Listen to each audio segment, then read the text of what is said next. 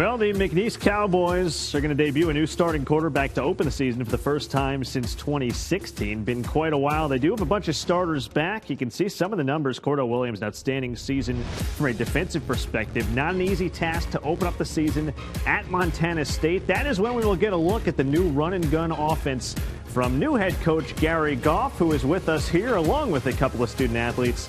C.J. Semien, defensive lineman. Kick return extraordinaire, also wide receiver, Mason Pierce, an all-conference guy. Appreciate all you joining us. Coach, to kick things off, congrats on your first home game here, getting to host Media Day. What's been the best part of having this job so far and being in Lake Charles? Well, I think the best part of this job is being in Lake Charles. You know, Lake Charles is a special city. They have really opened their doors to myself, our families, our coaches, our team. And they have a true passion for McNeese athletics, and that's very exciting and encouraging. I'm just anxious to get to the hole and play under the lights and see these fans come out and pack the hole and help us get some wins. You think about that storyline of finally getting back to playing under the lights, playing 7 p.m. games as well. How special is that going to be? It's going to be very special. We're not at home until the third week of the season. That's okay, but we're all anxiously waiting to get to that moment. It'll be a very special moment, not only for the football program, but for the city of Lake Charles. Take us through the process that it's gone. So you go from obviously building a powerhouse at Valdosta State and going to a national title game. You come here, a program that is coming off back-to-back losing seasons for the first time in feels like forever, since 89-90. This is a proud winning tradition. What's it been like building things back up? What have been kind of your biggest goals this offseason to get things right? Yeah, I mean, I think me and Heath Schroyer can write a book one day about that experience, from the moment leaving the national championship game, coming here. But, it's all about culture, and, Valdosta State's got a rich tradition, won a lot of championships, but they've had the right culture there. And that's since day one. That's what we've been trying to develop here. And it's a process, right? It's not going to happen overnight.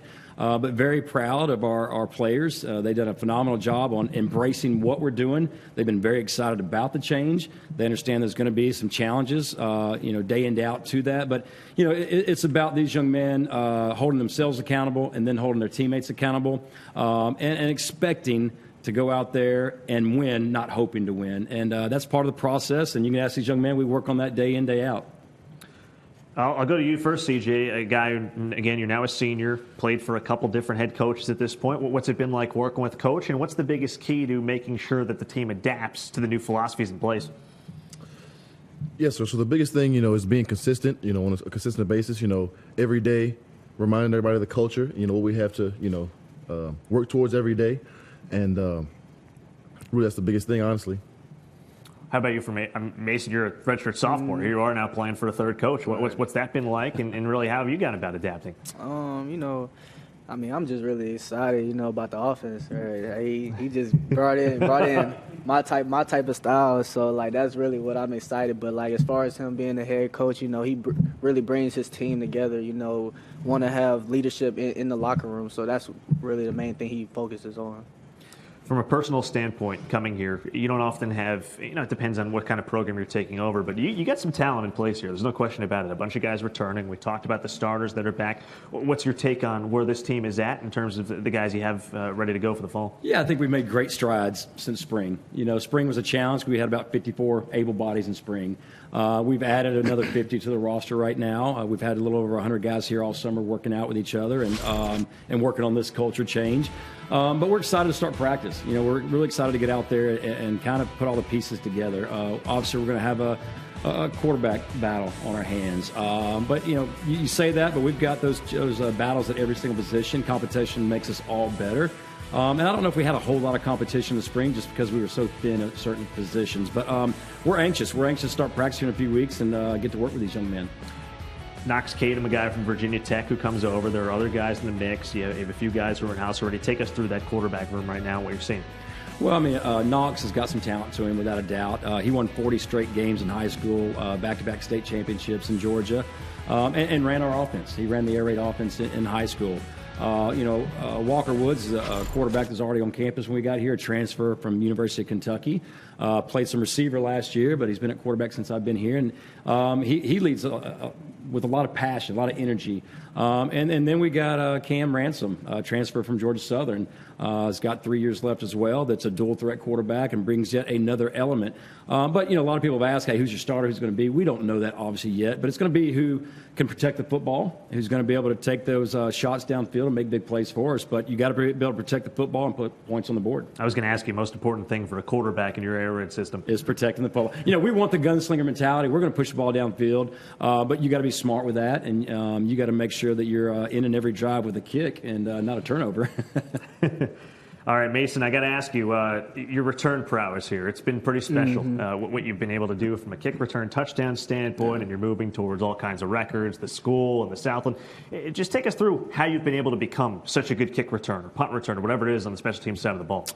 Really, it's just doing whatever the coach is asking me, I just, like my true freshman year, I had redshirted, but the second to last game, I wasn't even supposed to be back there, and I just made the most of my opportunities, So like I just try to do whatever the coach asks me at that point. So like it's just whatever he needs to. It's like we were talking about before. It has to be nice knowing that you'll have the ball in your hands even more. You're already getting kicks. You're already getting punts. I don't know what else you can do for this. Let's be honest. All he cares about is the football in his hands and scoring, which is good. Yeah. It's a good thing. CJ, what about from a defensive perspective? How do you feel like you guys are looking on? Start with the line, and then just in general, the defense as a whole. Yes, sir. So, like Coach Goff said, we were kind of thin in the spring, and that was, a little bit challenging. But, we've added some pieces, and the D-line's gotten, a little bit bulkier in numbers and experience-wise. And we're starting to look good, as well as the back end as well. We have some guys developing, leadership roles, as well as, physically and mentally, obviously. And we're looking good on defense. It's not easy to replace a guy like Isaiah Chambers with how dominant he was, a multi-time Southland Conference Defensive Player of the Year. Hasn't happened much. What's it going to take as a collective group to at least try to get towards that production, rushing the passer, and creating havoc on the quarterback? Yes, sir. So whenever you have, a player like Isaiah, teams tend to focus on him, and, he gets, most of the spotlight, as a from an offensive, scout perspective. So as a defense, whenever a guy like that leaves, you have to match that production, with either, back end guys or, front end guys, working together as a pass rush or as a coverage unit and just, working as a unit. Take me through a little bit, Coach, sort of building out this roster. I assume the transfer portal has to be part of it when you're a new staff. Obviously, you have all the coaching staff that you bring in as well, so you have guys who can recruit different areas and different connections. What's that process been like going about building the roster, filling that out? Yeah, it's kind of funny. I was told the moment I stepped foot in town that, we needed some pieces to the puzzle. And I was asked, I think, on a regular basis. So, we had some mid-year transfers come in. Primary needs were replacing the quarterback and replacing the kicker. So we've added a lot of young men that do both those things so far. But I'm a big believer on building a program from the high school signing class, recruiting a great class that are going to be true freshmen that you develop and mentor over the 3 to 4 years, and they become great players for you. But in today's time, the transfer portal is part of the game. And I'm hoping that we look back in about 6 or 7 months and say the transfer portal was great to us because we did add 15 guys from the portal that are going to expect to come in and play right now. So, I think you got to have a good balance. And I think every coach in the country right now is trying to figure out what is that balance. I don't think you can have a great team year in, year out if you just live out of the portal. I think that's the challenge.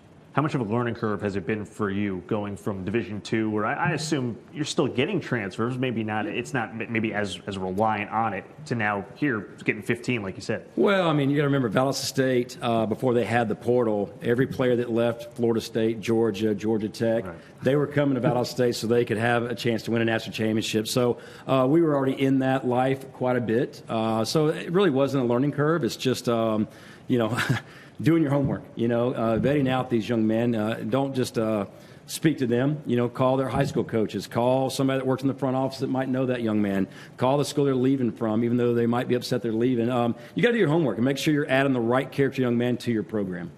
CJ, to you, as one of the veteran guys, you got all these new pieces coming in. You got to mesh them and gel them pretty quickly for week one against a good opponent.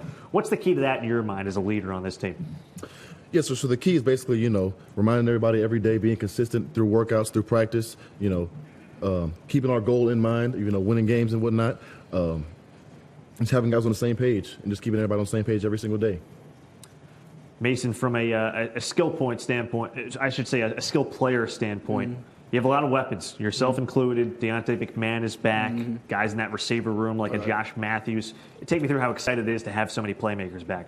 Oh, yeah. It's exciting because you can't really focus on one player at one time. You know, we got a lot of people that can make plays at any given play, and Coach did a good job of recruiting, you know, adding people to the mix to help out with that more. So, like, as soon as we get meshed together and start to work together, it's going to be a real good year for us. Any guys who are impressing you so far, who are newcomers to this team? Anyone who's kind of caught your eye so far? Yeah, I mean, I think what Mason just mentioned right there. You know, the receiver room, we had some talent, but you know, Mason got a lot of the attention as far as our opponents. We added Kobe Duru, who's a receiver transfer from San Diego State. That's you know, he's got good speed. I hadn't had him race yet. I don't know who's fastest, but Mason will tell you him. But we've added more speed to the offensive side of the ball to help take some of that pressure off him. And like I said, if they're focused on him, then somebody else is going to have a big game and vice versa. But he definitely has. You know, Malik Welch is a corner transfer from San Jose State. We expect great things out of him. I mean, Garrison Smith, we got a kicker transfer from Ohio State. I think he's got a big leg, you know, so excited to see him under the pressure, how he can develop. But, you know, like I said, we added 15 young men, Ahmad Willis from a linebacker transfer from Houston, that all of them are expected to come in here and play immediately. We just haven't had a lot of time on the field with them yet, so it's hard to answer some of those questions. But all of them caught our eye. That's why we signed them. So we're excited that they're a Cowboy right now. Seems like another big key for you, Coach, coming in, bringing in the air raid philosophy. You got five linemen with starting experience. You got a guy in Calvin Barkat who's been an all-conference player, a guy in Karan Coleman who was a preseason first-team pick as well. How important is that to have that depth and experience on the offensive line? It's very important. It all starts up front on both sides of the ball. I don't care how good your quarterback is, your receiver, anybody. It starts up front. In spring ball, Calvin was the only starter that went through spring ball. The other four starters are on the sideline, rehabbing from an injury or whatnot. So, again, why camp is so exciting for us coaches is we've got a healthy team now. It'll be exciting to get out there and work with those offensive linemen. But, no, it's very important that we got depth up front on both sides. Wanted to ask you, too, and then we'll open up for some Q&A. So in the offseason, I know you guys brought in a couple, former military instructors, right? And you did the offseason program. And CJ, I know you were a big piece of that. Talk us through a little bit how the program went and how you emerged as one of the leaders. Yes, sir. So the program was, you know, like you said, two military veterans that came through our program, and you know they took us through a course of several drills and whatnot, and they basically exercised communication and leadership skills to achieve a goal. And so, you know, through that experience, they elected me as, you know, one of the guys that demonstrated a high level of leadership, and I was very honored to receive that. That's awesome. And Mason, for you, second-generation Cowboy, following in the footsteps of your dad. You're tied with the all-time record for 3 kick return touchdowns. How special it is to be a second-generation Cowboy? Yeah, it's special. You know, I was born here in Lake Charles, so like that's one major aspect. You know, playing for the hometown. You know, trying to hopefully win a championship and bring one back here. So like that's been really one of the main focuses this year, just trying to bring one back home for Lake Charles. We'll open up Q&A now. If you got a question, raise your hand, state your name, affiliation. We'll try to work the mics around a little bit. I think we got a couple over here. Coach Ashley Elam, Channel 12 in Beaumont. We're back in the conference as of last week, and looking forward to having our battle of the border back. Cardinals left Lake Charles with a 1-point win in overtime last time they were here. How excited are you? I know, you're new back into the program, but how excited are you to have a rival that close right down the road? Well, I think it's very important to have a rival, right? So it's great that they're back in the conference. It just makes our conference that much stronger. But I'm very excited they're at home, last game of the year here under the lights. But, no, it's important. It's important for McNeese. It's important for Lamar, and it's very important for the Southland Conference. So very excited about it. Matt Dye, Thrive, and the Tailgate Kings. We were just wondering here, Lake Charles, it's been a rough couple of years, obviously we talked about with the hurricanes, the freezing, the field being torn apart and whatnot. What can you tell the community to get them all fired up now? Like I said, that we're back under the lights. We've got you as our head coach now. Hopefully we got some stability at head coaching and whatnot. What can you tell the community of Lake Charles to get them fired up, get those butts in the seats? Well, I can tell you've got stability. I mean, I'm here. I'm here for the long haul. Very excited to be here. Lake Charles is a very special place.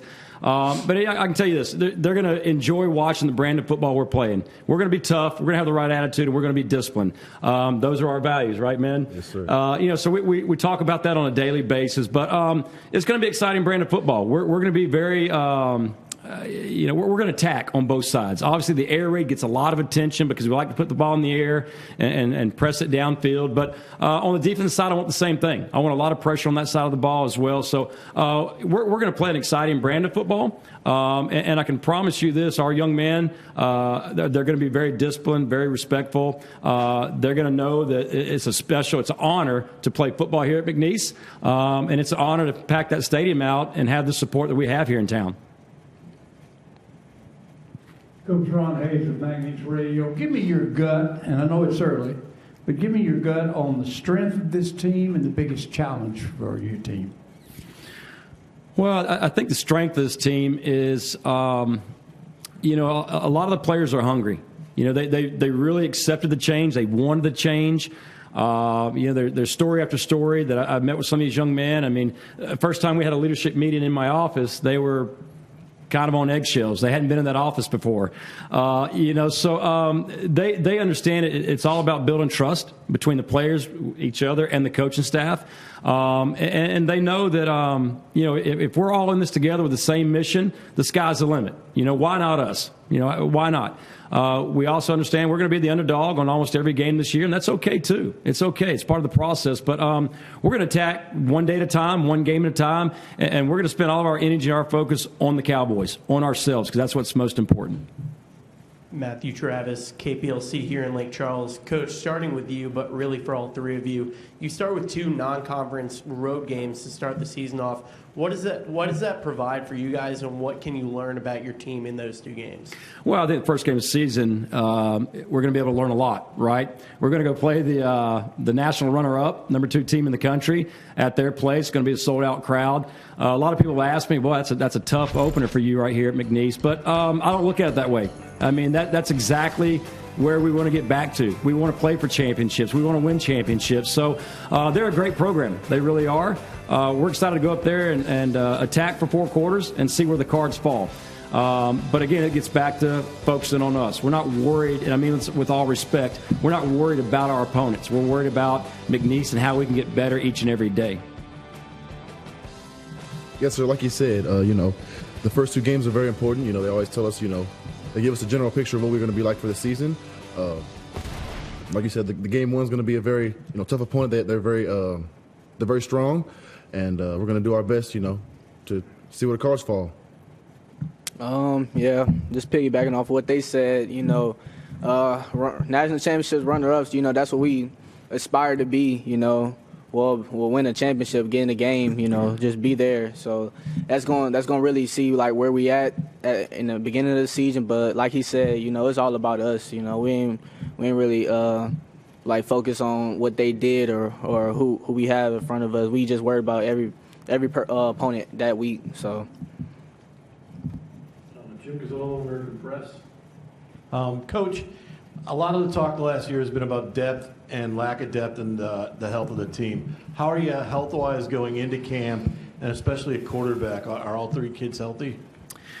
Yeah, Knox had a little procedure done, but he'll be healthy probably about the 2nd week of camp, so he'll be fine. He should start throwing again in about another week. But I think the entire team's pretty healthy right now. We're getting all the offensive linemen back, which is awesome. We had a few soft tissue injuries at the end of spring. Obviously, all those young men will be back and healthy. In order to win a championship, and I don't care on what level, it's about who's the healthiest the longest. It really is, because you can have a team full of all-stars and have a couple of key injuries here or there, and it could cost you. So we're going to be very smart about these young men will be in great shape. They are right now, they'll tell you that. But we'll have them fresh and ready for week 1, that's for sure. But you got to be smart with it. It's a long, long season. We got a lot of work ahead of us, but you don't want to overdo it at no point because, again, the healthiest team wins at the end. Coach, I think someone asked about Lamar already in the Battle of the Border. When you look at this Southland Conference, we've talked about 2 teams being in the FCS playoffs now. I think it's a 6 or 7 year run. What do you see as far as the strength of this conference and just how good it is top to bottom? Well, I think our conference will start getting more than 2 teams. I think our conference could get 2 or 3 or 4 into the playoffs. It's funny. Obviously, my first year here, and Lamar's a big rival, but tell me who in our conference is not a rival. I mean, Southeastern's a great game. Incarnate Word, Nichols, Northwestern. I mean, it's almost like the entire conference is a rival because they mean so much. But it's a great conference, and it has been. It might have been weak when teams left, but now teams are back in it, and it's going to continue to grow. But it's very important that this conference is recognized, and I think that's going to happen. You've got 4 or 5 teams in this conference that have a great chance of making the playoffs right this moment. To both of you, I asked Coach about this earlier, but getting to play under the lights again this year, first time since 2019, how electric it's going to be with the tailgate scene, all the fans. Just take me through how excited both of you are for that. Yeah, I'll say it. Yeah, it's really exciting. We ain't playing at 12 o'clock at the sun above our face the whole time. So like Kick that. returner. Yeah, that would be. I was just thinking. Yeah, that would be something else to be like excited for. It was hot. So like that, like the cool conditions. It really helps for a team. So like it's gonna be fun. Yes, like he said, and the atmosphere for a night game is different than a day game, obviously. Mm-hmm. The fans are, more excited. There's tailgating, like you said. And so, the night game going in is going to be much more electric, much more, exciting for us and the fans as well. I guess for you, it'll be nice to get a full environment right away when you come here. I've already had so many people, hey, Coach, after the game, stop by and we'll have food for you. I can't eat that much. But, no, it's going to be a special environment. I have been an opponent here and coached on the opposite sideline and thought then this is a real electric place. It's got to be a lot of fun to coach here. So I'm excited about the experience. You've hit upon this a little bit, but 22-3 in your time at Valdosta State, best winning percentage among pretty much any coach in major football, Division I, II, period. Not saying that you guys are going to start going 22-3 right away over the course of a 2-3 year span. What is it going to take to build consistency out the gate and try to get this group going towards, as you say, that FCS playoff championship direction? Well, I think it's going to continue with trust. Our team trusting one another, them trusting the coaching staff. From day one I came in here, and obviously they didn't know me, but told them, hey, look, we're not here against you. We're here with you. We're going to have the same common goal that you guys want, your families want, and that is first, obviously, to get your degree. Second, to have a great experience playing for us here. And third, when you walk across that stage with diploma in hand, you've got a lot of championship rings on your hand. So it's going to take trust. It really is. We got a lot of hard work ahead of us. There's going to be some rainy days. We talk about that all the time. But are we going to revert back to our old ways when those rainy days happen, or are we going to stay focused and keep our eyes on the prize? You speak of rainy days. It might be rainy, and I guess every day might rain. Well, right? I was going to say you're getting to Bozeman in September, so maybe it won't be too bad at that time. There's no snow. That's all I care about. There you go. Well, hey, I appreciate you guys so much, Coach. Congrats again on the job, and thank you. Best of luck getting ready for Week 1. Thank you. Appreciate it. All right. Well, that will wrap it for us here. We had a chance to talk with all 8 Southland Conference teams. Excited for the 2022 season to get underway. Again, you can catch pretty much all the action this year on ESPN platforms, so make sure you subscribe to ESPN Plus. Big thanks to Commissioner Chris Grant, everyone with the Southland Conference involved in putting on an incredible event here. LeBaire Casino, of course, everyone involved with McNeese State University as well. Coach Goff over here, all the coaches and student athletes for joining us here today. Jack Benjamin saying so long. This has been a presentation of the Southland Conference on ESPN. Looking forward to a great 2022 Southland Conference football season.